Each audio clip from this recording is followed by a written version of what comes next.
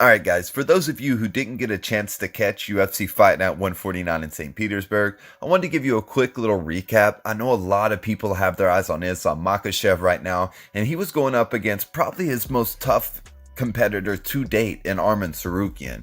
Islam comes into this fight with exactly the same game plan we expected of him. We all know what these Russians are planning to do when they step in the octagon.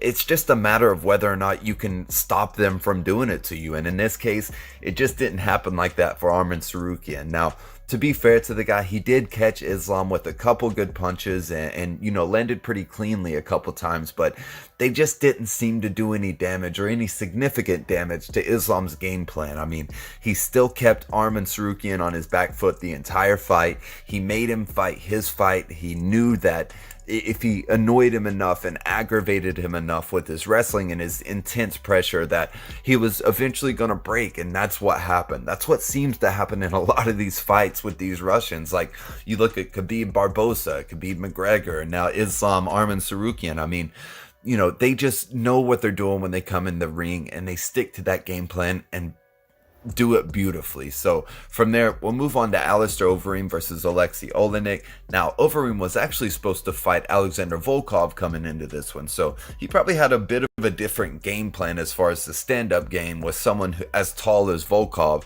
switching to someone as small as Aleksei Oleinik. So that was a little wrench in the game plan, and Aleksei Oleinik seemed to be capitalizing on it for the majority of the first round. I mean, at one point in this round, I think Aleksei Oleinik was ahead in significant strikes by like 45-5 or 45-7, some crazy number like that. But Alistair Overeem, he's such an intelligent veteran in there. He knows exactly how to move in these fights, in these situations, right? When someone's just barraging you, he knew that they weren't doing any damage to him, or at least weren't doing enough damage to shut his lights out. So he just covered up, let Aleksei Oleinik wear himself out, and sit up that huge, humongous knee that Alistair Overeem has had his entire career, right? I mean, this guy started out in kickboxing with incredible kickboxing skills, and then moved to MMA and transitioned perfectly. So Alistair Overeem's just one of those guys that you don't want to go in there and just swing wildly on like Aleksei Oleinik did.